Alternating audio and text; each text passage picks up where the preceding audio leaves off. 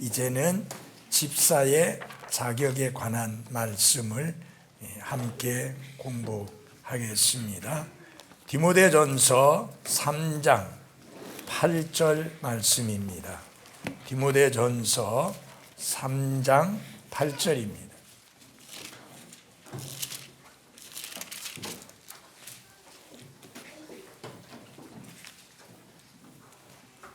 예, 8절 보면 이와 같이 집사들도 반드시 신중하며 한 입으로 두 말 하지 아니하며 자기를 많은 술에 내주지 아니하며 더러운 이익을 탐내지 아니하며 순수한 양심 속에 믿음과 신비를 간직한 자라야 할지니라. 우리 9절까지 있는 말씀만 보았습니다. 이 구절들을 합해서 총 12가지의 집사의 자격 요건들을 나열하고 있는데, 또 추가적으로 집사의 아내의 4가지 자격을 말씀하고 있습니다.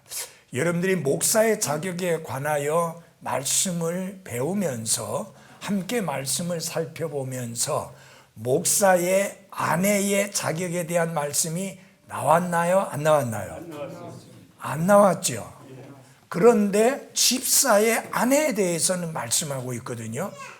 어떻게 보면 집사의 아내가 목사의 아내보다 더 중요하고 큰 의미가 있어서 그렇게 말씀한 거 아닌가라는 착각이 들 정도로 이 집사의 아내의 자격에 대해서도 4가지나 말씀을 하고 있는 반면에 교회 안에 영적인 지도자로서 목양의 책임을 맡아 있는 목사의 아내 자격에 대해서는 일체 언급을 안 하고 있습니다.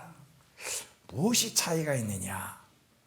목사는 부르심을 받은 소명에 의하여 목사가 됩니다. 집사는 교회 안에서 선출에 의하여 집사가 됩니다. 그래서 선출에 의하여 집사로 세워질 때 집사뿐만 아니라 그 집사의 아내들에 대해서도 신중하게 자격을 살피지 않으면 안 됩니다.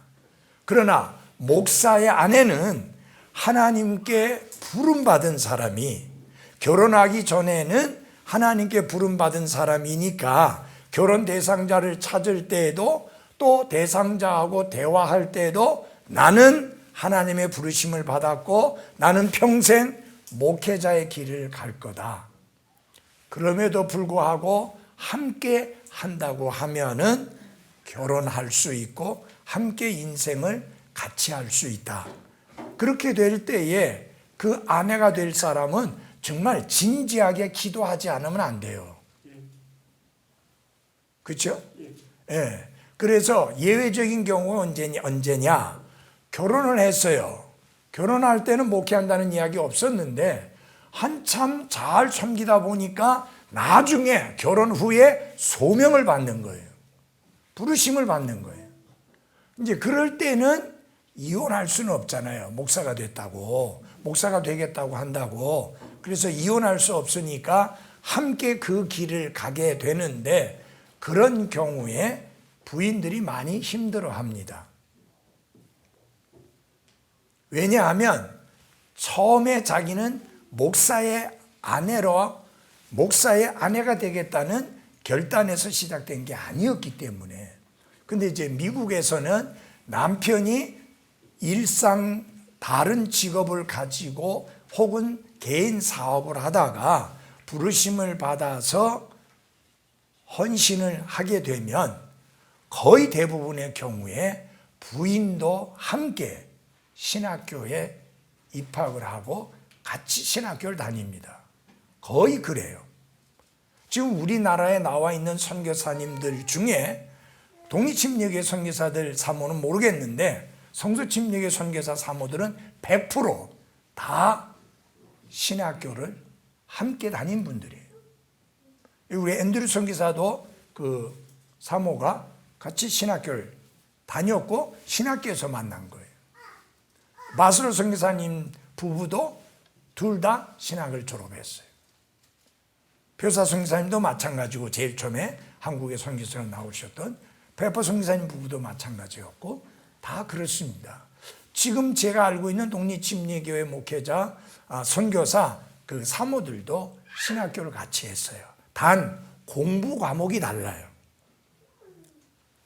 그 사모반에 들어오는 그 자매들은 안 배우는 과목이 많이 있어요. 대신에 다른 걸 배우지만 신학과 관련된 거는 자매들이 안 배워요. 뭐 조직신학, 실천신학, 목회학, 설교학 이런 것은 안 배웁니다. 자매가 설교학 배워갖고 뭐 할 거예요? 근데 우리 조그마하게 이제 몇 명 안 되는 신학교 하는 서울에서는 자매들도 설교학을 듣고 조직신학도 하고 실천신학도 하고, 그래서 제가 조직신학 가르치면서 자매들은 이거 배울 필요 없는데, 근데 뭐 학교 방침이 그러니까 앉아서 배우는데, 특별히 설교학 같은 거는 자매들이 배우는 게 전혀 도움이 안 돼요. 왜냐하면은 목사가 설교하면 그 설교를 판단하지요. 설교를 이렇게 해야 되는데 저렇게 해야 되는데 그런 식으로 판단을 해서 아주 피곤해요. 지금 돌아가셨지만 서영기 목사님이 주일날 예배 끝나고 나면 사무실에 올라가서 늦게 집에 들어가는 거예요. 사택에 늦게 들어간대요. 왜 그러냐 그러니까 이놈의 사모로부터 시작해서 딸내미들 다 달려들어서 목사님이 설교를 이렇게 했어야 되는데 저렇게 했어야 되는데 하고 이래 그냥 입방아를 찢는 바람에 도저히 피곤해서 이제 일찍이 그렇게 안 내려가신다. 신학교 안 나와도 그렇게 하니까 나온다고 하면 얼마나 심하겠느냐. 여러분, 이 미국의 그리스도인들이 우리하고는 좀 생각이 다르다라는 생각이 많이 드는 게, 제가 처음에 1978년도에 그 노스밸리 베프티스트 처치에 갔을 때에 거기에 북스토어가 있어요. 서점이 있어요. 그 서점에 책이 제법 많이 있는데 보니까 목회자들이 읽는 책들이 거기서 그냥 팔고 있는 거예요. 그래서 이제 원하는 책 챙겨가라 해갖고 제가 목회와 관련된 책을 이제 여러 권 챙겨왔는데, 그래서 페퍼 목사한테 물었어요. 아니, 왜 이런 책들을 여기서 파느냐? 아니, 성도들이 저런 목회와 관련된 책을 읽으면 읽고 나서 목회는 이렇게 해야 되는데 저렇게 해야 되는데 교회는 이렇게 해야지 성장하고 저렇게 해야지 부흥하는데 그 책에 보니까 이렇게 해야지 성장한다고 했는데, 그렇게 판단하고 목사를 이제 피곤하게 하지 않느냐, 힘들게 하지 않느냐. 그러니까 그게 아니고 오히려 그런 책을 봄으로 말미암아 목회자를 더 이해하고 더 협조적이고 더 목사의 말을 오히려 잘 따른다는 거예요. 예, 근데 그게 정상인데 우리나라 사람도 안 그렇거든요.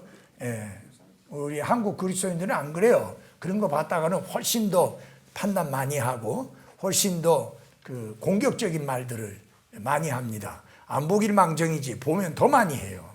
여기 조금 기질상도 다르고 성격상도 좀 다른 요소들이 있는 것 같아요. 교회 안에 교사 출신 집사나 장로 세워놓으면 그 특징 교사들은 배우를 가르치는 입장이니까 목사가 힘들다 하는 이야기 수없이 많이 하잖아요. 그래서 심지어 이제 심한 경우에는 절대로 교사들은 집사로 세우면 안 된다, 이런 말이 나올 정도로. 왜냐하면은 가르치려고 하니까 자꾸 습관이 돼가지고 그런 이야기들이 나올 정도입니다. 어쨌든지 간에 그런 측면에서 보면은 지금 목사의 자격에 대해서 제가 오랜 시간 여러 주에 걸쳐서 가르쳤잖아요.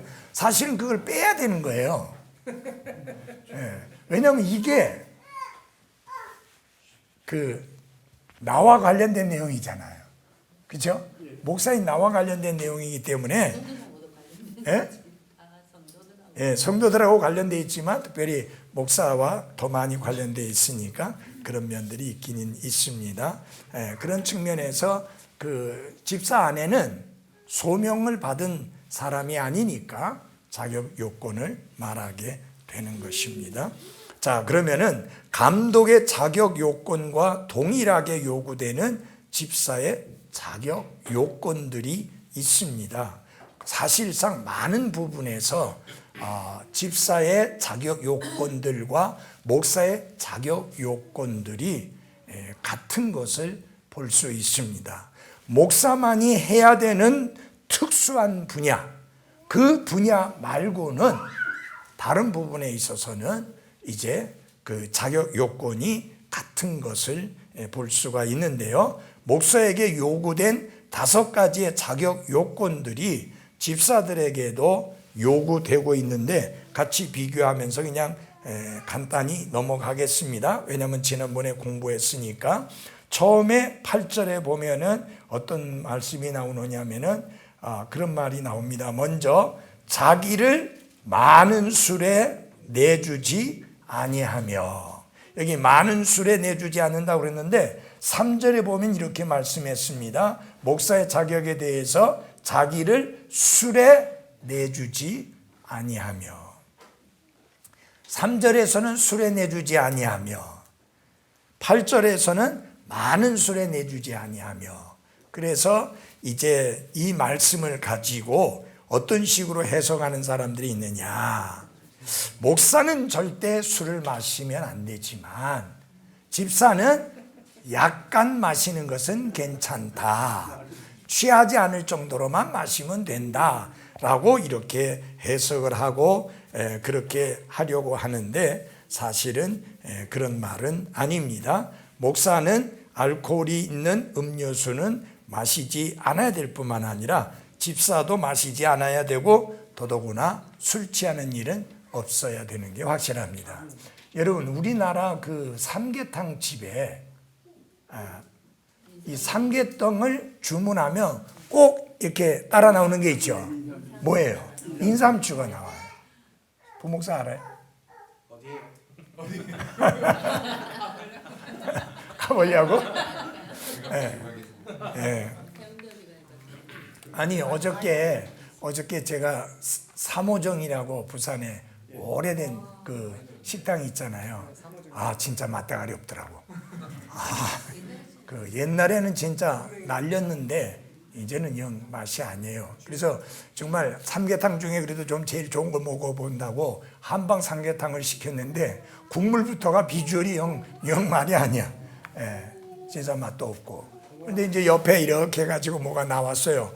이게 뚜껑을 열어보니까 아무 냄새도 안 나. 이게, 그래서 나중에 왔을 때 이게 뭐냐고 그러니까 인삼주라고 그래. 그런데 냄새가 알코올 냄새가 나야 되는데 안 나요. 그래서 이거 필요 없다고 가져가라고 이제 그렇게 했는데, 그 알코올 이것은 당연히 목사나 집사나 하지 않아야 됩니다.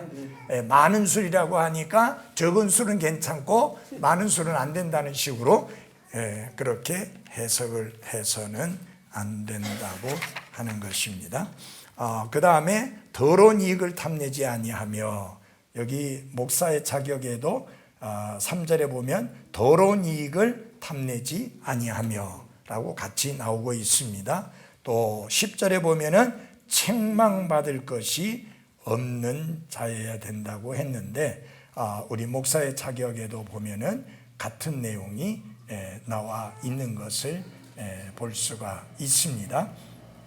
자, 그 다음에 중요한 건 뭐예요? 한 아내의 뭐라고? 남편이어야 된다. 12절에 보면은 그렇게 나왔습니다. 집사들은 한 아내의 남편이 되어 자기 자녀들과 자기 집을 잘 다스릴지니라. 거기서 보면 중요한 것은, 아주 중요한 자격 중에 하나는 목사의 자격 중에도 마찬가지입니다. 목사의 자격에 보면은 책망 받을 것이 없고 라는 말 다음에 바로 나오는 게 한 아내의 남편이어야 하며 라고 말씀을 했습니다. 그러니까 한 아내의 남편이어야 된다는 말은 절대로 여자 목사가 있을 수 없다는 뜻이고, 동일하게 여자 집사도 없다는 뜻이라는 게 확실해집니다. 왜냐하면 한 아내의 남편이 될 수 있으려면 반드시 남자이어야 돼요, 여자이어야 돼요? 남자이어야만 합니다. 결코 여자는 집사가 될 수 없음이 확실한 것입니다. 그래서 한 아내의 남편이어야 한다.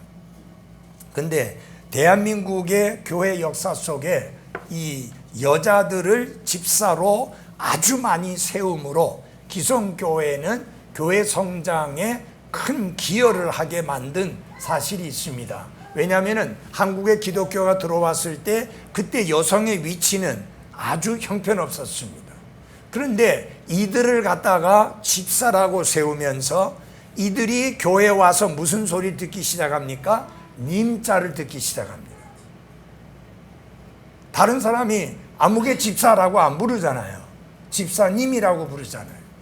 그래서 남편보다 위상이 올라가는 거예요. 교회만 오면.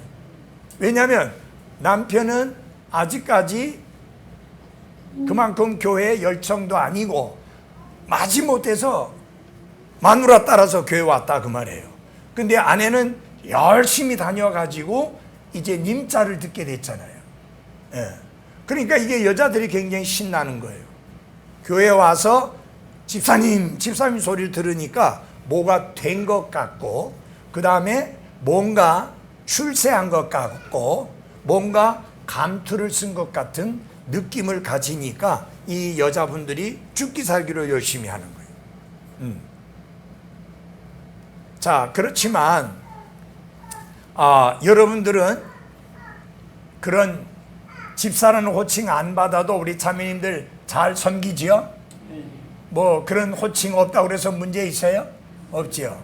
그래서 이제 소위 말하면 뭐 제자 훈련을 많이 시킨다는 교회에서 어떤 식으로 하느냐, 여자 집사를 안 세우는 대신에 목자라고 이렇게 그냥 명칭을 줘가지고 해서 목자님하고 부르는 거예요. 이렇게 들으면 헷갈려요. 왜냐하면은 지금은 그렇게 잘 안 하는데 독립심리교 목사님들 중에서 목양자, 목자 이런 표현을 많이 썼거든요. 목사를. 그러니까 이게 아주 잘못하면 헷갈릴 수 있는데 이 자매들에게 목자님하고 목자대학하고 뭐 이렇게 이 예우를 해주니까 굉장히 이 자매들이 굉장히 뭔가 된 줄 알고 죽기 살기로 하는 또 그런 양상들도 나타나고 있습니다. 사실은 그것은 이제 하나의 뭐 운영 방법의 하나라고 할 수 있겠지만 조금은 지나치다라는 생각이 많이 듭니다. 그래서 장로교회는 이것을 상당히 계급화시켰잖아요. 처음에 교회를 오면 여자분들 그저 뭐 학습만 받고 세례만 받고 나면 이제 바로 집사 세우기 어려우니까 뭘 만들었느냐? 곤찰이란 제도를 만드는 거예요. 그 곤자가 고날 곤자와 살필 찰자예요. 그래서 고나고 살피는 자다. 그러면 뭐라 하느냐? 뭐 말씀으로 가르치고 뭐 말씀으로 고날 만큼 능력은 안 되니까 구역 집회가 있는데 구역장을 시키는 거예요, 그 사람들을. 혹은 이제 그래가지고 곤찬들로 알고 뭘 하라고 하느냐? 사람들 오늘 저녁에 아무개 집에서 구역 모임이 있으니까 빠지지 말고 오세요 하고 발빠르게 돌아다니면서 권면하고 권고하는 일을 하도록. 자기 뭔가 우쭐대면서 하는 것 같은 거예요. 자, 그러다가 이제 시간이 지나면 집사 세우죠. 근데 집사 되기 전에 또 한 단계를 거치는 거예요. 뭐냐? 서리 집사. 이 서리 집사는 여러분 회사로 말하면 대리라고 생각하시면 돼요. 평생 대리하다가 장자 못 받고 끝나는 사람이 있듯이 서리 집사 하다가 뭐 집사 못하고 그냥 뭐 시험 들어서 그만두고 이제 안 나간다든지 이런 케이스들도 생깁니다. 그 다음에 집사 되죠. 그 다음에 뭐예요? 장로계는 장로가 있는데 남자들은 장로가 되는데 여자들이 장로가 못 되니까 대신에 만든 게 뭐예요? 권사예요. 그래서 권사를 만들어 가지고 이제 권사로서 대접을 받게 하고 이제 소위 그 여자들은 이 당회도 참석을 하게 시키는 아주 장로 예우하는 이런 식으로 하고 있습니다. 자, 이런 것들은 다 사실상 성경과 전혀 관련 없이 어떤 교회의 규모를 키우고자 하는 사람들이 만든 제도요 직분이지 성경이 가르치고 있는 직분은 오직 두 가지뿐입니다. 그리고 이 직분을 맡은 사람은 오직 남자뿐입니다. 여자는 전혀 아닙니다. 그래서 이 부분이 분명히 돼야 하는 것이죠. 지난번에 말씀을 드린 적이 있잖아요. 카나다에서 제가 여행할 때 여자분 둘이 자기가 아무개 집사고 또 이 사람은 아무개 집사입니다라고 소개했는데 여행이 끝날 때까지 제가 한 번도 불러주지 않았습니다. 그러니까 내가 마지막으로 이제 선상 이제 파티를 하는데 그 식사 끝나고 이제 자유시간이 있을 때 그분들이 이제 마지막으로 인사하면서 이야기를 하게 돼서 내가 물었습니다. 내가 한 번도 집사라고 불러주지 않았는데 이상하게 생각이 안 들었느냐? 그러니까 이상한 생각이 들었대요. 그래서 그 사람들이 혹시 목사님이 못 들었는가 싶어서 지들끼리 자꾸 집사 소리를 하면서 이제 일부러 제 앞에서 막 집사라고 부르면서 집사라는 것을 나한테 각인시키려고 애를 많이 썼었어요. 그래 그때 그렇게 이야기를 했습니다. 내가 왜 집사라고 안 불렀는지를 아느냐? 모르겠대요. 왜냐하면 성경에 없기 때문이다. 그러니까 아니 왜 성경에 없어요 집사가? 아니 집사가 성경에 있어. 근데 여집사는 없다. 저는 그렇게 안 배웠는데요. 그래. 장로교에서 세워줄 때는 그렇게 세우겠지. 근데 중요한 건 뭐냐? 집사의 자격 중에 아주 중요한 자격 중에 하나가 뭐냐? 한 아내의 남편이어야 된다. 그러면은 두 분은 한 아내의 남편이 될 수 있는 가능성이 있느냐 없느냐 하니까 없다는 거예요. 그래서 아니라. 그래서 성경이 여자 집사를 세우지도 않았고 인정도 안 하고 가르친 바도 없다. 이제 이렇게 해서 정리를 했던 적이 있습니다. 뭐 기분 좀 나빴겠죠. 안 그렇겠어요? 그리고 이게 중요한 게 뭐냐면은 다른 교회 다니던 사람이 우리 교회 올 수 있잖아요. 오늘 이야기해 보니까 이춘옥 자매도 집사였었대요. 다른 교회 집사였었대요. 근데 이제 우리 교회 와갖고 한 번도 안 불러줬잖아요. 당연하죠. 여러분, 내가 우리 교회가 여집사를 세우지 않는다고 않는데 다른 데서 집사하다 왔기 때문에 집사라고 불러주면 안 돼요. 다른 교회에서 장로하다고 왔다고 그래서 장로라고 불러주면 안 됩니다. 예. 성경에 없는 거 안 불러줘야죠. 우리 교회 한부영도 그 집사였고 뭐다 예. 뭐 이제 뭐야 황희진 자매도 집사였었고 뭐 다 대부분이 뭐 그렇게 하다가 왔죠. 그렇지만 우리는 전혀 그렇게 안 하죠. 우리 성에는 세운 적도 없는데 저 동해 그 군인교회 갔더니 막 집사라고 막 불러대고. 그러니까 목사 딸이 교회를 갔다가 어머니 뱃속서부터 나갔을 텐데 그래 오래 다녔는데도 아직도 집사를 못했느냐. 이제 이런 식으로 이제 그렇게 보는 거예요. 성은이 보고도 이제 다른 이제 교회 다니는 친구들이 야 너는 그렇게 오래 다녔는데 아직도 집사가 안 되느냐 그렇게 이제 이야기를 한대요. 집사 못되죠. 일주일에 한 번 교회 와갖고 못 넘으면 집사가 돼. 아니 무슨 이유이든지 간에 결국은 주일 오전만 참석했었잖아요. 맞아요? 예, 옛날에야 뭐 다 참석했었지만 마찬가지예요. 뭐 오래 다녔으니까 뭐 하니까 그게 아니고 모든 면에서 성경적인 기준을 가지고 있어야 될 수 있다라고 하는 사실이고, 그 다음에 중요한 거는 그 집사라는 직분이 없기 때문에 교회 안에서 섬기지 못하고 보람도 없고 의미도 없고 그런 건 절대 뭐예요? 아닙니다. 그게 매우 중요한 부분입니다. 거기 보면 자기 자녀들과 자기 집을 잘 다스릴지니라.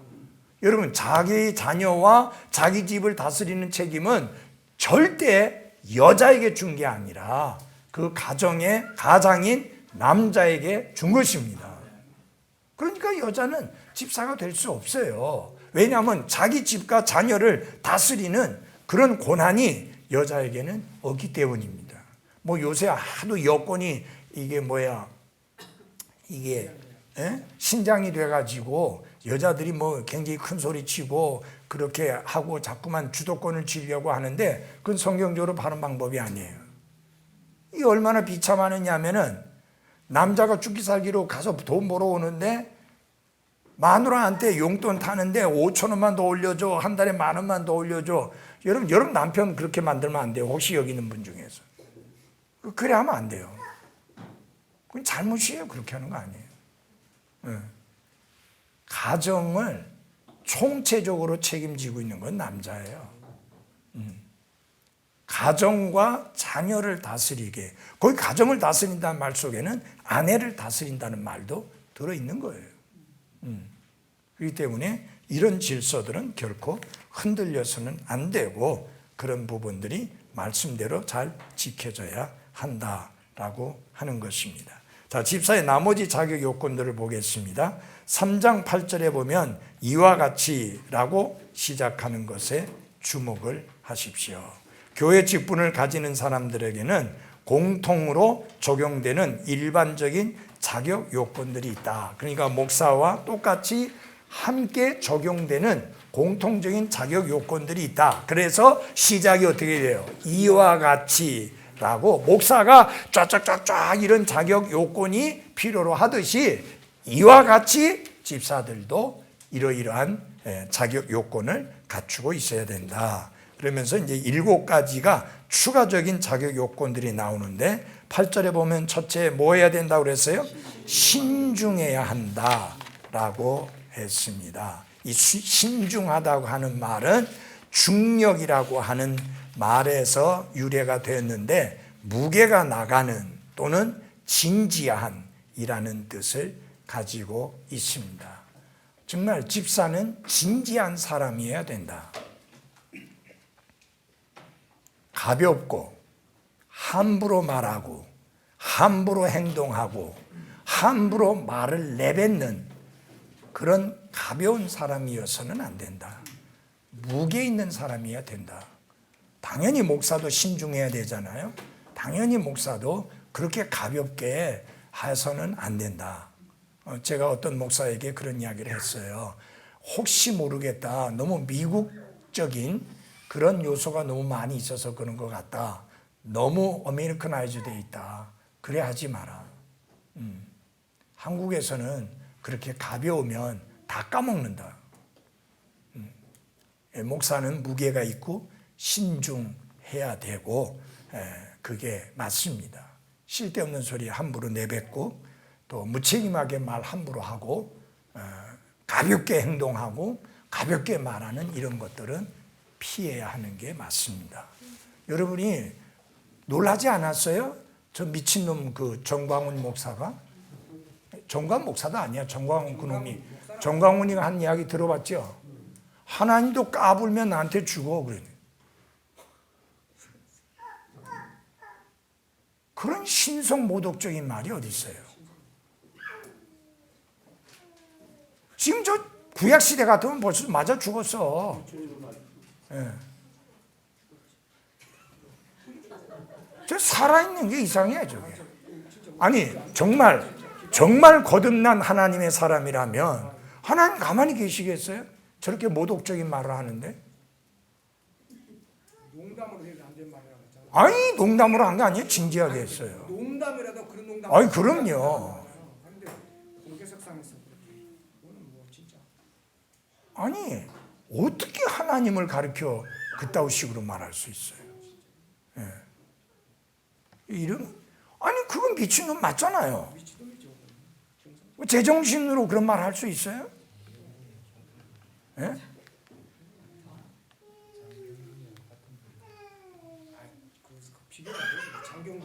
장경동이는 그렇게 심하게는 안 해. 예.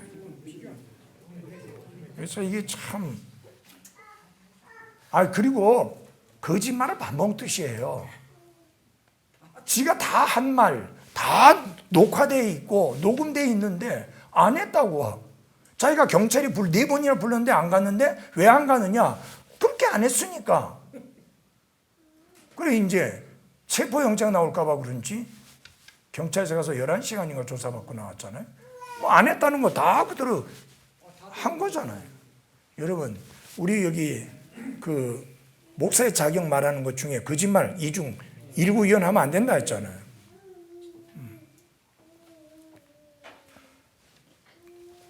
그래서 목사도 그리고 집사도 진지해야 된다. 신중한 사람이어야 된다. 왜냐면요, 신중할 수밖에 없는 게 지금 목사가 하는 일이 사람의 일이 아니라 하나님의 일입니다. 하나님의 사역을 하는 사람입니다. 하나님의 사역을 하는 사람이 진지하지 않다? 신중함이 없다? 안 되죠. 맞아요? 네. 이런 목사가 무책임하게 사역을 한다. 그 말은 신중하지 않다는 거예요. 진지하게 사역하고 있지 않다는 거예요. 절대로 그래서 안 되는 것처럼 집사도 마찬가지다. 이렇게 엄중하게 말하고 있습니다. 그 다음에 보면은 집사는 한 입으로 뭐 하지 않아야 된다? 두 말 하지 않아야 된다. 이걸 갖다가 사자성어로 하면 일구이연이라 그렇게 말합니다.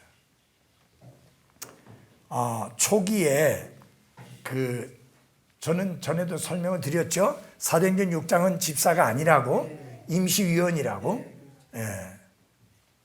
임시위원으로 세워진대. 예를 들어서 건축을 하게 될 때에 그 건축위원을 세웁니다. 큰 규모일 때, 뭐 우리 아침에 이렇게 조그만 거 할 때야 뭐 그렇게 할 것도 없는데 큰 교회 몇십억, 몇백억 이렇게 되면 건축위원들을 세우는데 그럼 건축위원들이 하는 일이 뭐냐? 그 일이 끝나고 나면 그냥 다 자동 해체되는 게 위원들입니다. 여기 사도행전 6장은 위원들이에요. 쭉 이어져 가는 임원들이 아니라 그 말이에요. 한시적으로, 일시적으로 필요에 의해서 세워진 사람들입니다. 그런데 이게 이들이 할 일이 뭐냐? 분배하는 일이거든요. 이제 분배를 하는데 이들에게 있어서 이제 중요한 것이 뭐냐? 히브리파가 있고 그리스파가 있잖아요. 그러면은 히브리파 사람들에게 가갖고는 이렇게 말을 하고 그 사람들이 듣기 좋게 말하고 그리스파 여자들의 과부들에게 가서는 그들이 듣기 좋게 말을 하고 이렇게 해서 일구이연을 하게 된다면 상당한 혼란을 가져올 수밖에 없습니다. 맞아요? 예.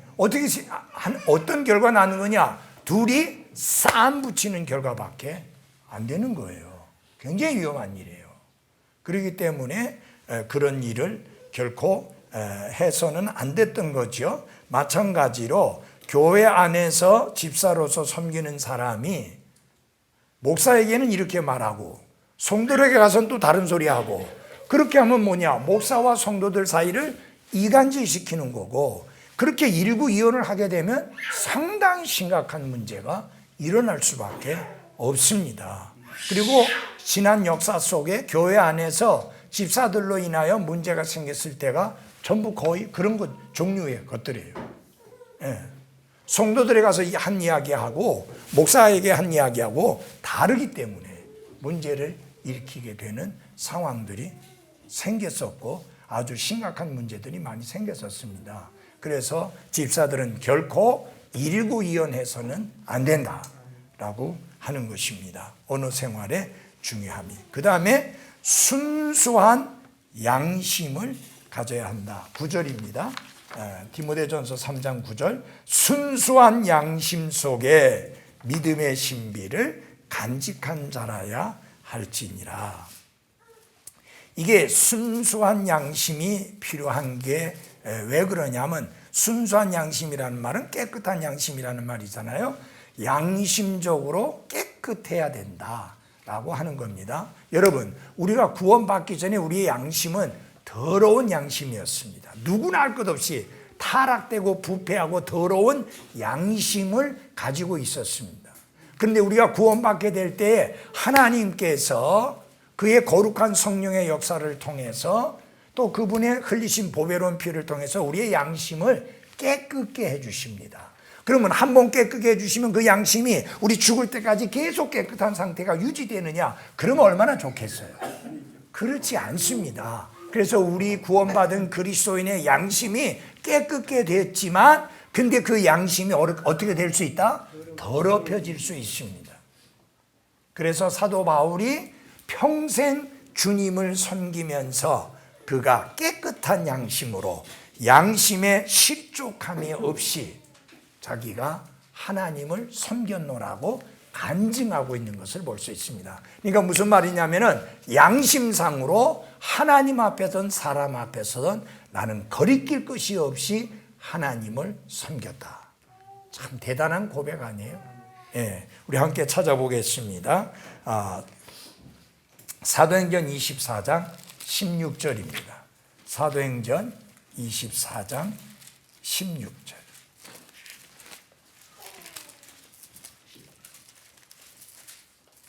이 소망 속에서 나는 하나님과 사람들을 향하여 항상 양심에 실족하게 하는 일이 없도록 스스로 힘쓰나이다.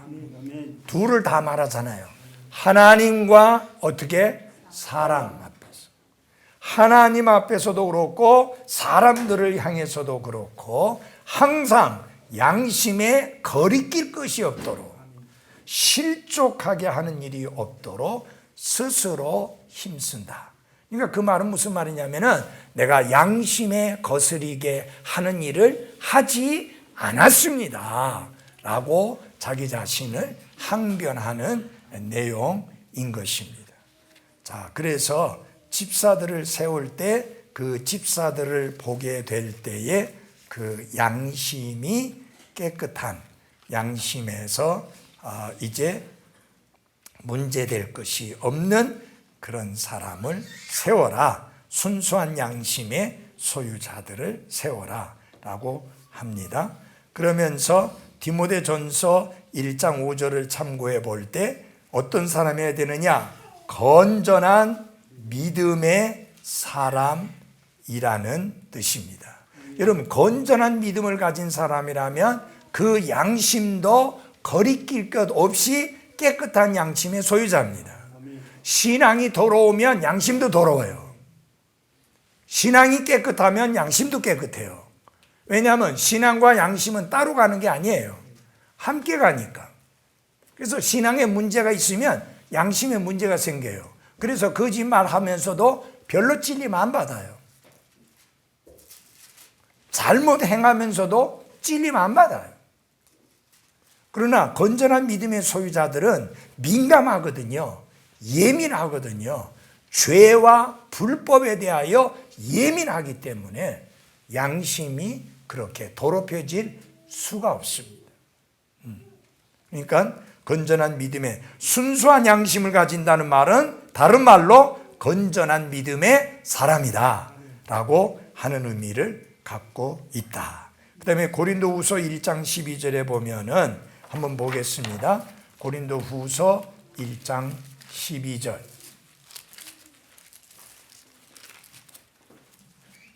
우리가 세상에서 생활할 때에 단순함과 하나님께 속한 뭐예요? 진실함으로 세상에서 이제 내가 생활할 때에 세상에서 생활을 할 때에 뭘 한다고요? 단순함. 복잡하지 않다고 말이에요. 생각이 단순해야 돼요, 여러분. 복잡한 사람들 골치 아파요. 생각이 단순해야 돼요. 여러분, 하나님이 나를 사랑하신다? 그거 왜 딴 생각하면 안 돼? 예? 이런 일이 있던 저런 일이 있던 이런 억울한 일을 당하던 저런 억울한 일을 당하던 우리는 단순하게 하나님이 나를 사랑하신다면 나를 사랑하신다 라고 그렇게 알고 확신하고 살아야지. 그 복잡한 생각 가지면서 복잡하게 하면 안 돼요. 인간관계 속에서요, 복잡한 사람만큼 피곤하고 힘든 사람 없어요. 맞아요? 아니, 분석가예요. 자, 여러분 한번 생각해 보십시오. 여러분 하루 온종일 피곤하게 일하고 왔어요. 그러면 나도 모르는 사이에 내 얼굴이 피곤함이 쩔어 있다 보니까 다른 사람을 만나서 대화하거나 인사할 때 이 얼굴의 표정이 펴지지 않을 수도 있어요. 그래요, 안 그래요? 그럴 수 있잖아요. 그런데 그 하나 때문에 기분 나빠요? 뭐 내 보기 싫어요? 인사하기 싫어요?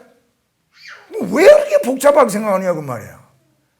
간단하게 생각하면 돼요. 단순하게 생각하면 돼요. 아, 많이 피곤한 모양이구나. 그게 언더스탠드하는, 이해하는 거예요. 언더스탠드하는 말은 그 사람의 입장에 내려가서 본다는 거예요. 내려가 본다는 거예요. 올라가 봐 갖고는 절대 제대로 안 보여. 내려가 봐야 알 수 있는 거예요. 그 사람의 입장에 한번 서보면 이해할 수도 있고 알 수도 있고, 그러니까 뭐해져요? 단순해지는 거예요. 근데 뭐를 자꾸 복잡하게 생각하는 사람은 표정 하나 갖고도 문제 삼고 말 한마디 가지고도 문제 삼고, 예. 기가 차더라고요, 복잡한 사람. 그래서 세상에서 생활할 때 어떻게 해야 된다? 단순해야 된다. 예. 여러분, 세상은 나에게 맞춰주지 않아요. 세상은 세상대로 돌아가요. 여러분 직장에 가보세요. 그 사람들이 나에게 맞춰주려고 했습니까? 교회 오니까 그래도 성도들은 여러분에게 맞춰주려고 애쓰죠. 예. 그래, 여러분 감사해야 돼요. 예. 자, 뭐 은주자매, 다른 사람이 은주자매 기분 상하게 하려고 애쓰고 있는 그런 모습 보여요? 다른 사람이 은주자매를 기분 상하게 하려고? 아니잖아요. 어쩌든지 은주자매 기분 좋게 하려고 애쓰잖아요. 우리 다 마찬가지잖아요. 맞아요? 예. 나는 우리 지훈이 자매가 얼굴 표정이 안 밝으면 걱정이 돼. 혹시 뭐 문제 있는 거, 특별히 주영 형제 좀 멀리 있었을 때, 아우 너무 힘든가? 혹시 주영 형제한테서 뭐 안 좋은 소식 왔나? 신경 쓰여지는 거예요. 그러니까 제가 여러분들에게 이야기하는 게 그거예요. 다른 분들을 불편하게 할 만한 표정을 가능한 한 멀리 하라. 나 때문에 걱정하지 않게. 예? 맞아요? 그 제가 미국의 그 피아노 반주자들을 보면요, 진짜 표정이요, 그 얼마나 여유 있느냐면 이렇게 치면서 막 이래 사람 보면서 뭐 같이 웃어가면서 대단하더라고 진짜. 예. 그 사람들은 어디서 피아노를 배워갖고 그렇게 잘 치는지 모르겠어. 예. 제가 그 오늘 어떤 피아노를 치는 게 나왔는데, 하나님께 영광, 하나님께 영광한 그 곡이죠. 예, 그 곡을 치는데 악보도 안 봐. 근데 이상하게 얼굴을 안 보여주고 손만 보여주는데 손이 쫄쫄한 게 보니까 상당히 나이가 든 할머니 같아. 그런데 피아노 이 건반 위를 그냥 막 휘젓고 다니는데 얼마나 잘하는지. 얼굴 좀 봤으면 좋겠는데 얼굴을 안 보여주더라고. 제가 미국에 갔을 때 이렇게 이제 한 번씩 특송을 했어요. 요새는 안 해요. 옛날에 젊었을 때. 그러면 이제 제가 좋아하는 찬송 중에 하나가 주 하나님 지으신 모든 세계. 그걸 찬송하겠다고 미리 이야기를 해놓으면 이놈의 찬송가에 그 찬송이 없어요. 미국 찬송가에 그 잘 없더라고. 그래서 이게 없다고. 그런데 할머니 한 교회 갔는데 할머니가 반주자예요. 이거 없다고. 근데 문제 없대. 왜? 나 그냥 다 안 돼. 다 외워서 친대. 그런데 진짜 악보 없이 그냥 반주하는데 너무 잘하더라고. 그러면서 하는 말이 all time gospel이라 하더라고. 예전에 부르던 가스풀, 이게 복음 찬송이라고. 그래갖고 찬송가에 없어요. 근데 정말 반주하는데 잘하고, 이 반주하면서 그냥 웃으면서 내 얼굴 쳐다보면서 나하고 같이 맞춰서 하는데 참 보기가 좋더라고요. 아주 복이 되었고. 그래서 제가 그 뉴저지 주에 갔을 때 그 뉴테스먼트 처치, 베프티스트 처치라고 거기 갔을 때 그 교회에 좀 일찍 도착했어요. 근데 벌써 사람들이 와 있는데 그 현관 문 앞에 한 사람이 서 있더라고요. 딱 쳐다보는 순간에 새카매, 옷도 까만 옷을 입었는데 머리 끝에서부터 발끝까지 새카매. 그거는 비교도 안 돼. 그냥 완전 숫덩어리야 그냥. 근데 이만 반짝반짝거리고 있더라고. 그래 이제 가는데 갑자기 이제 이제 하는데 웰컴 하면서 나를 확 껴안으면서 웰컴 패스터 그러는 거예요. 환영한다고 목사님. 얼마나 반갑게 맞아주는지. 내 아내도 그렇게 맞아주고. 그 나중에 내가 그 이야기를 목사님한테 했더니 목사님이 뭐라 그러냐, 그 형제 집사도 아니야, 그 형제 우리 교회 보배입니다 그러더라고. 100만 불짜리라요. 그래서 이 교회 오는 사람들이 오기 전에 이런저런 일로 마음 상하고 힘들고 하던 사람이 그 사람하고 인사하는 순간에 다 사라진다. 그냥. 그 환영받는, 그렇게 반겨 맞아주는 그걸로 인해서 그냥 다 그냥 사라진다는 거예요. 그러니까 여러분도 다른 주일날마다 혹은 예배 때마다 교회 오거든 좀 다른 사람 맞이할 때 뭐 그렇게까지는 안 하더라도 좀 환하게 밝게 이렇게 좀 맞아주고 기쁘게 맞아주는 그런 모습을 보이십시오. 단순하라. 단순함이 중요합니다. 그 다음에 하나님을 향해서는 어떻게 된다? 신실해야 된다. 진실함으로. 하나님을 향해서는 진실함으로 해야 된다. 이거 중요해요. 진실함으로. 왜 진실함으로 해야 되느냐? 아무도 하나님을 속일 수가 없어요. 그러니까 거짓으로 가짜로 해봤자 하나님 다 알아요. 종종 이제 그런 이야기를 하죠. 제가 아유 오늘 많이 피곤하셨어요? 많이 졸던데 안 졸았어요? 그래요. 아니 졸았으면 졸았다고 하면 되지. 누가 뭐 잡아먹어요? 뭐라고 그래요. 그래서 요새는 내가 졸아도 그냥 해도 말 안 하기로 했어. 왜? 안 고쳐주는 거 나만 피곤해. 나만 지쳐. 괜히 잘하고 있는 사람에게만 괜히 힘들게 해요. 그렇잖아요.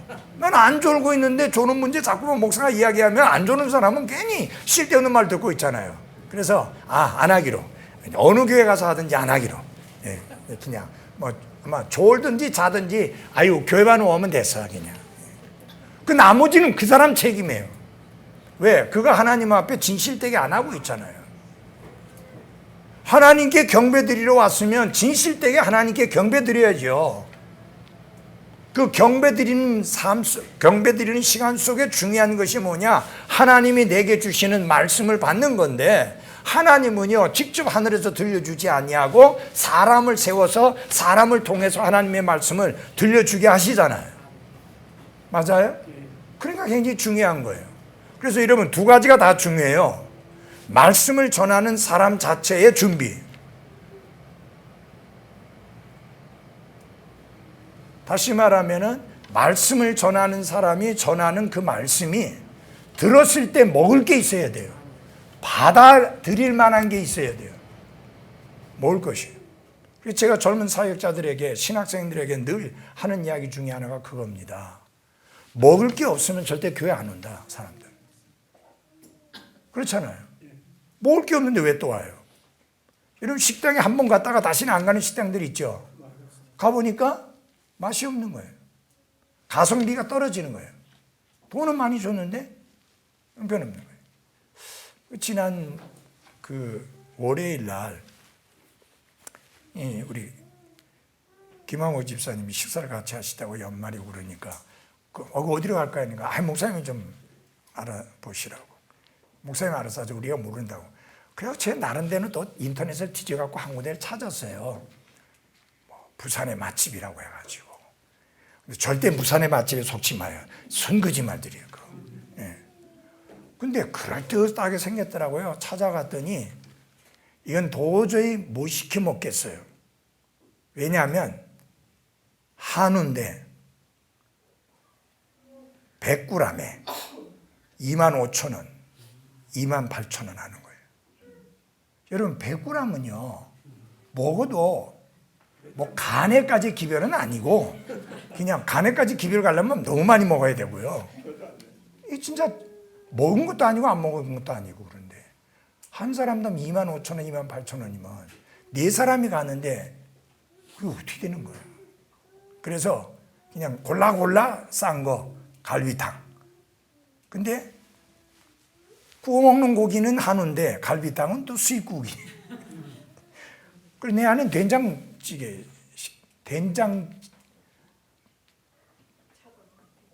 뭐 차돌도 안 들어갔어.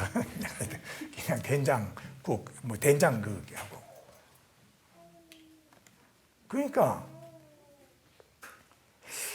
누가 또 저녁 식사를 대접해 준다고 식사 대접해 준다 해갖고 목사님이 알아보세요 그래갖고 지금 이제 그래서 이제 알아본다고 이제 거기 가면 되겠다 했는데 막 아이고 아니구나 싶은 거예요. 다시는 가고 싶지 않은 거예요. 여러분 교회가 설교자가 그런 식의 설교를 하면 이거는 참 보통 문제가 아닌 거예요. 그래서 제가 신학생들과 전도자들에게 그런 이야기를 합니다. 성수침례교회, 독립침례교회는 건물이 대단합니까? 사람들이 많이 모입니까? 프로그램이 다양해가지고 무슨 메뉴가 다양합니까? 뭐 보고 오느냐? 말씀 보고 오는 거예요. 그런데 그 말씀이 없으면 올 이유가 없는 거예요. 그러니까 근본주의 독립침례교회들은 뭘로 승부해야 되느냐? 말씀으로 승부해야 돼요. 여기 미국이 아니에요. 미국은 뭐 건물도 대단하고 뭐 여러 가지가 있지만 한국에는 독립침례교든 성결침례교든 건물 갖고 승부할 만한 그런 예배당 없어요. 그렇다면은 말씀밖에 없잖아요.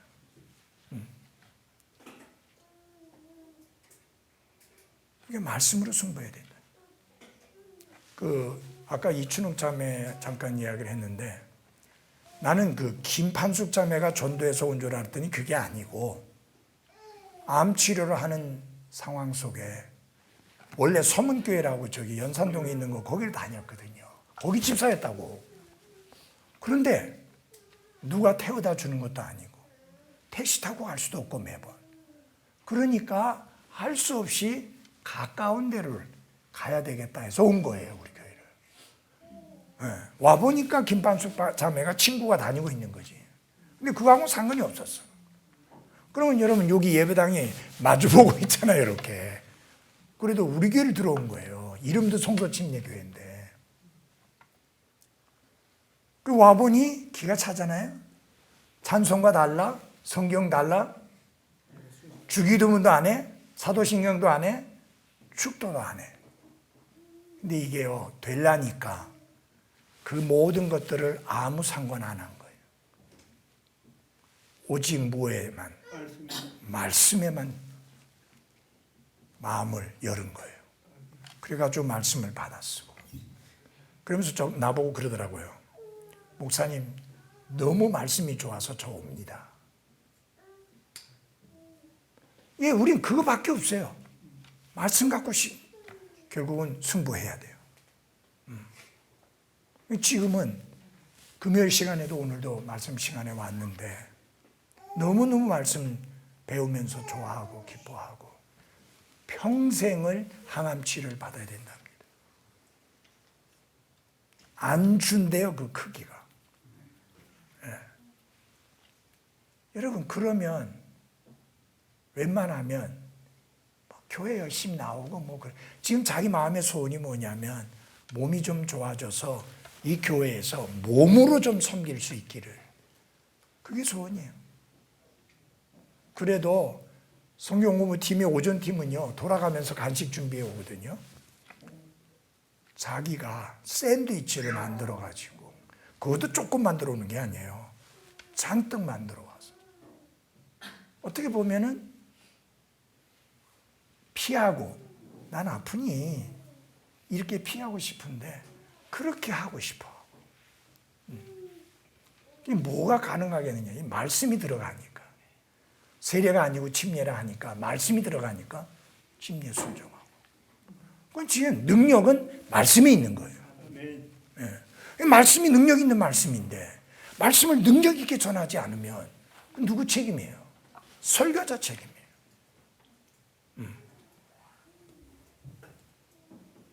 그래서 하나님은 속일 방법이 없어요. 그래서 하나님께 속한 진실함으로 섬기는 신앙생활하는 사람이어야 한다라고 하는 뜻이죠. 그래서 그리스도인의 자유라는 부분에서 명확한 확신을 가진 사람이어야 합니다. 내가 자유함이 있지만 이 자유함이 다른 사람에게 걸림돌이 된다면 기꺼이 그 자유함을 뭐예요? 내려놓을 수 있는 사람. 예. 참 중요합니다. 전혀 걸릴 것도 없고 성경적으로도 틀린 것도 없고 하지만 다른 사람에게 실족하게 하는 일을 생기게 한다면 기꺼이 그 자유함도 포기할 수 있는 그런 사람이어야 한다는 뜻이기도 합니다. 그 다음에 집사가 될 사람들을 먼저 뭐 해야 된다고 그랬어요? 10절에 시험해 봐야 된다. 시험해 봐야 한다라고 디모데전서 3장 10절입니다. 그 10절은 디모데전서 3장 10절입니다. 아까 제일 처음에 보았던 그 본문입니다. 디모데전서 3장 10절입니다. 거기 보면은 이 사람들도 먼저 뭐 해보고 시험해보고 그 앞에 자격을 쭉 말하고 난 다음에 그런 사람들도 시험을 해봐라. 시험해보고 그 뒤에 책망받을 것이 없는 것으로 드러나면 그들이 집사의 직무를 수행하게 할지니라. 시험해봐라. 예. 사실상 보면은 꼼꼼히 증명해보다라는 뜻인데 두 가지 방법으로 가능하다고 이렇게 말을 합니다. 하나는 아니고 하나는 진짜입니다. 하나 아닌 게 뭐냐? 집사라는 직분을 먼저 주고 섬기게 하고, 그러니까 소위 말하면 서리 집사를 줬다가 제대로 한다 싶으면 이제 집사의 직분을 수행하게 하라. 그런 뜻이에요. 맞아요, 안 맞아요? 이건 안 맞습니다. 두 번째로는 사도행전 6장 3절의 본보기와 마태복음 25장의 청지기의 원리 등이 집사를 먼저 시험해 보는 방법으로 제시가 된다라고 하는데 한번 좀 보도록 하겠습니다. 사도행전 6장으로 보겠습니다.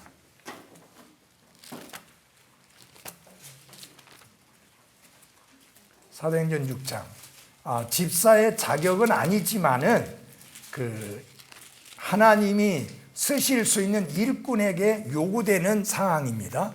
6장 3절에 보면은 이렇게 했습니다. 그러므로 형제들아 너희는 너희 가운데에서 정직하다는 평판이 있고 성령님과 지혜가 충만한 사람 7을 찾아내라. 거기 보니까 뭐가 있어야 된다? 정직하다는 평판이 있어야 한다. 그 다음에 성령님과 지혜가 충만한 사람이어야 된다. 그리고 5절에 보면은 믿음이 충만한 사람이어야 한다. 그래서 네 가지가 나옵니다. 거기 보면은 정직하다는 평판이 있는 사람이어야 된다. 지혜가 충만한 사람이어야 된다. 그리고 성령이 충만한 사람이어야 된다. 믿음이 충만한 사람이어야 된다. 만약 이런 사람들을 교회 안에 집사로 세운다면 문제가 없겠죠. 맞아요? 교회를 좀 다녔기 때문에 무슨 사회적으로 신분이 괜찮으니까 많이 배운 사람이니까 돈이 있는 사람이니까 그렇게 해서 세우면 안 됩니다. 제가 볼 때 전국적으로 노가다 일을 하는 사람들만으로 집사가 세워진 교회는 우리 교회뿐일 거예요.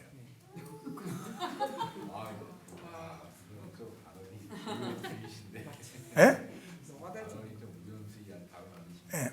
노가다 맞잖아요. 허 집사님 노가다 맞잖아요. 김한목 집사도 노가다 맞잖아요. 예. 일본말 써서 미안해요. 노동. 예. 사무직가 아니고 노동. 근로직에만 근무하는 사람들. 예. 근데 참 기가 찬 거는요. 더 기가 찬 거는 우리 교회의 규모보다 훨씬 작은데도 불구하고 집사 숫자가 5명, 7명, 10명 그렇게 되는 교회들이 많이 있어요. 어떻게 보면은 양복 입고 오는 남자들은 다 집사다. 집사가 아닌 사람을 보기가 힘들 정도로 그거는 너무 인간적이고 너무 지나친 그런 것이 아니냐라는 생각이 듭니다. 그 살아생전에 제 갈순 목사님에게 어떤 목사님이 물었어요. 집사는 몇 명의 한 명 단위로 세우면 좋겠습니까? 했더니 자기 교회 규모가 커서 그런지 500명당 한 명. 그 교회 집사 몇 명 안 됐죠? 해문도. 지금요? 아니 그때 다닐 때, 신학교 다닐 때. 제가 신학교 다닐 예. 때? 아니요, 한 100명 됐죠. 100명. 거의 뭐 90몇 명 됐을 거예요. 그래도 한 10,000명이면 100명이면 그지. 그러니까 그 500명 한 명이 아니고 100명당 한 명 그렇게 저는 그때 말씀하셨다고 들었는데. 아니야. 그래서 내가 그 초침의 요래 말고 그 사람이 직접 가르친 내용 속에 그리고 가만히 보면 우리는 교회 난 내 평생에 집사 한 명도 못 세우거든. 성경에 나와 있지 않죠? 그렇죠. 이제 그것이 이제 낫다라는 그 정도로 너무 막 세우지 마라.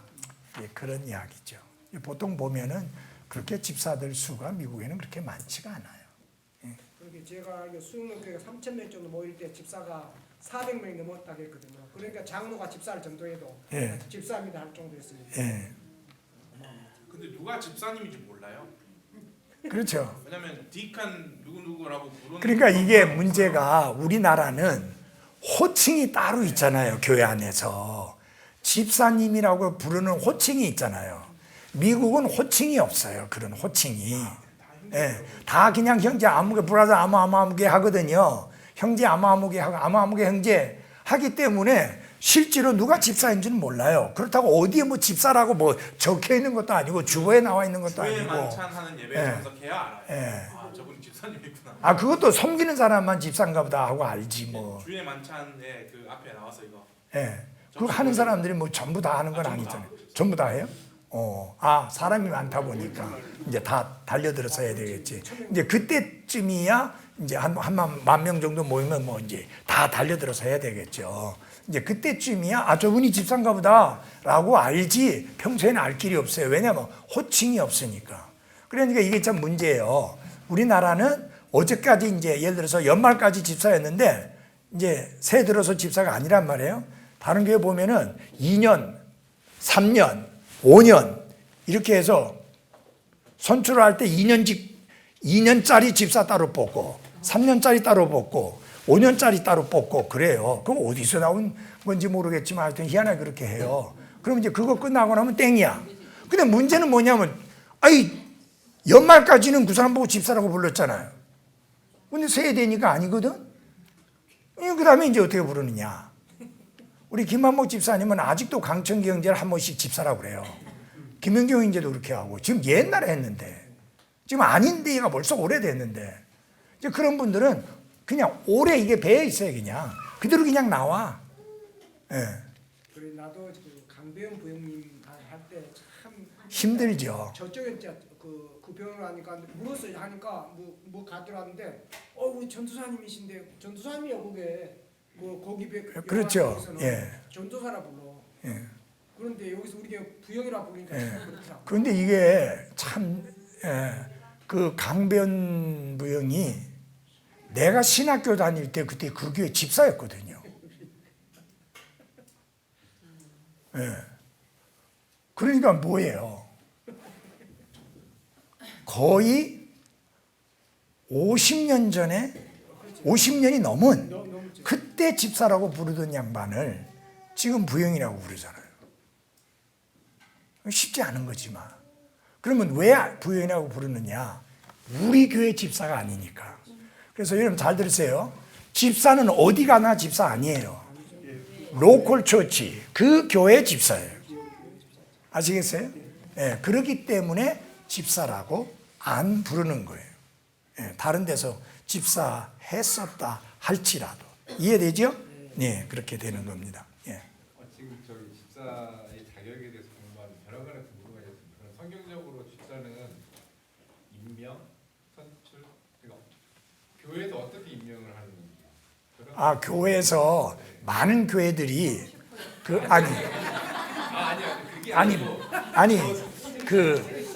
잠깐만 많은 교회들이 선출 방식을 취합니다. 규모가 있는 교회에서는. 근데 작은 교회에서는 이게 선출 방식이 별로예요. 왜냐하면 마음 상하고 이게 선출이 안 되는 경우 있어요, 여러분. 이게 목사가 이제 두 가지 방법이에요. 목사가 추천하는 사람이 있고 그다음에 성도들 가운데서 추천하는 사람들이 있는 거예요. 심한 데는 교회는 장로들이 아니 근데 심한 경우에는 로비도 한단 말이에요. 그렇죠. 근데 떨어졌다. 기분 나빠서 안 나온다고 말이에요. 우리는 다 안 하려고 막 이제 피하고 그러니까. 그래서 저는 어차피 잘 보세요. 집사에 관련해서 두 가지가 안 나와요. 하나는 어떤 식으로 집사를 세웠느냐에 관한 내용이 안 나와요. 여러분 사도행전 6장은 절대 집사 아니에요. 그럼 없어요. 어떤 식으로 집사를 세웠느냐가 안 나와요. 두 번째, 집사가 하는 일이 뭔가가 안 나와요. 아시겠어요? 두 개 안 나와요. 그러면 어떻게 되느냐? 목사가 자신의 목회 방향에서 정하는 거예요. 아시겠어요? 근데 이제 선출을 왜 하느냐? 투표 같은 걸 왜 하느냐? 교회는 민주주의다. 그거 갖다 붙여가지고. 성경에 어디 교회가 민주주의라고 했어요? 여러분, 성경을 보면 민주적인 방법으로 되어지지 않았어요.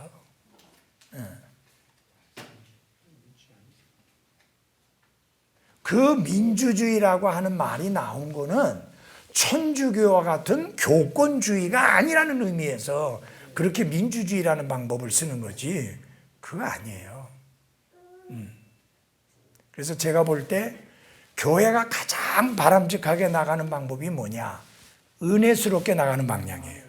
뭐를 특별로 결정하고 법으로 결정하고 뭐 앞뒤 따져가지고 결정하고 그런 식 말고 은혜스럽게 가는 게 좋아요. 맞아요? 지금 부인반 회장 같은 경우도 천자매 안 하고 싶어서 이제 올해 이제 새해 되면 내려놔요. 물어보면요 하고 싶은 마음 눈꽃만치도 없어. 왜? 책임이 무거워요. 명예는 없고 책임만 무거운 게 우리 교회 장들이야. 집사들도 마찬가지예요. 명예는 없고 그냥 힘들게 애써 섬기기만 하면 돼. 여러분 바람 불고 비 많이 오고 그 태풍 온다 그러면 김한국 집사 새벽 6시에 저기 위에 3층에 올라가 있어요. 저기. 왜냐하면 그 위에 붙인 게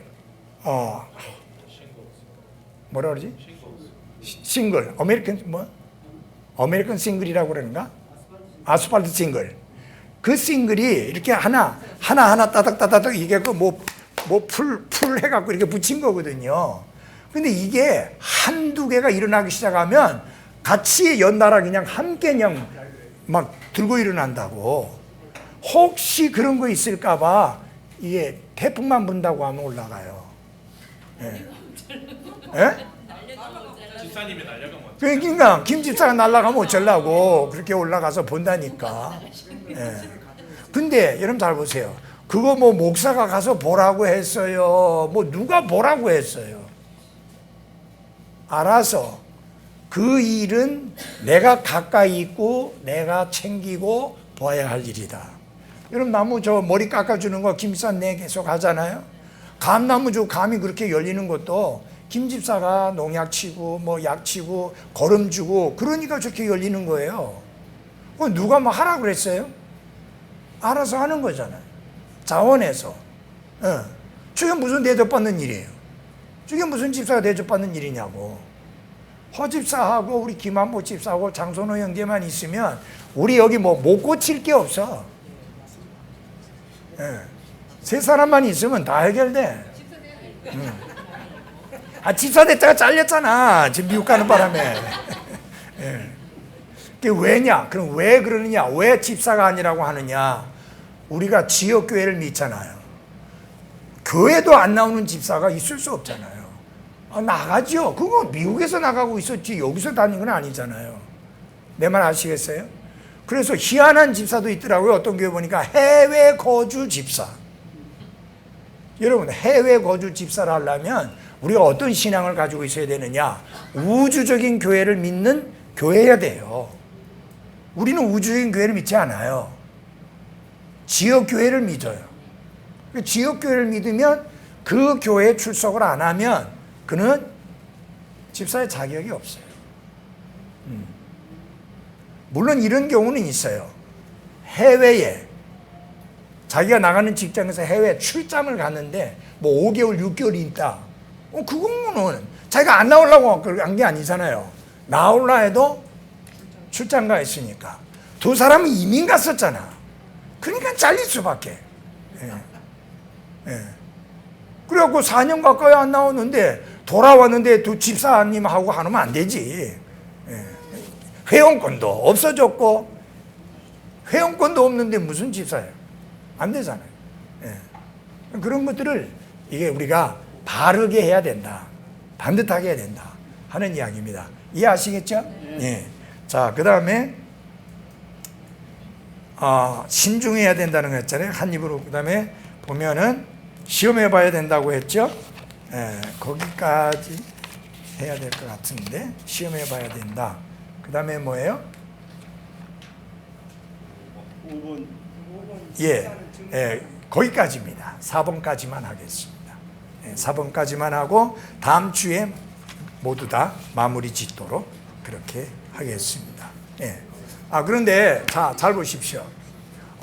예를 들어서 그러면 집사는 일구이언을 안 해야 되는데 그러면 성도들은 일구이언 해도 돼요? 그건 아니잖아요. 맞아요?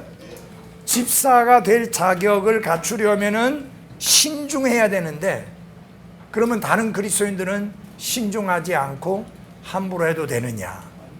역시 아니잖아요. 그래서 같이 간다고 하는 거, 함께 자매님들은 될 길이 없으니까 순수한 양심 자매님들 가지고 있어야 되고 일구이연하지 않아야 되고 마찬가지입니다. 그런 것들을 마음속에 새길 필요가 있겠습니다. 기도합시다.